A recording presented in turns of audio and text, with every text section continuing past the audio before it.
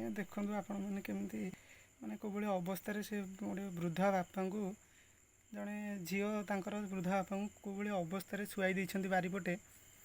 ହୁଏତ ଆମେ ପୁରା ଚେଷ୍ଟା କରିବା ମାନେ ଚେଷ୍ଟା କରୁଛୁ ତାଙ୍କୁ କେମିତି ଉଦ୍ଧାର କରିବା ପାଇଁ। ଆସିକି 2 ଘଣ୍ଟା ହେଲାଣି ସେ କବାଟ ବି ଖୋଲୁନାହାନ୍ତି, କୌଣସି ପ୍ରକାର ରାସ୍ତା ବି ଏପଟେ ନାହିଁ ସେଠିକି ଯିବା ତାଙ୍କୁ ଆଣିବା ପାଇଁ।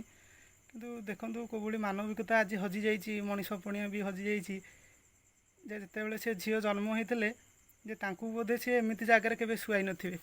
ଆପଣମାନେ ଟିକେ ଦେଖନ୍ତୁ କେଉଁଭଳି ଅବସ୍ଥାରେ ସେ ମଉସା ପଡ଼ିଛନ୍ତି। ମାନେ ସେପଟେ ପାଣି କୁଣ୍ଡ ଅଛି, ମାନେ ମଶା ଖାଇଯାଉଛନ୍ତି, ବହୁତ ଭାରି ଅବସ୍ଥାରେ ଅଛନ୍ତି। ତାଙ୍କ ପାଇଁ ହୁଏତ ଏଠି ମାନେ 20-25 ଜଣ ଭାଇ ବର୍ତ୍ତମାନ ଅନିଦ୍ରା।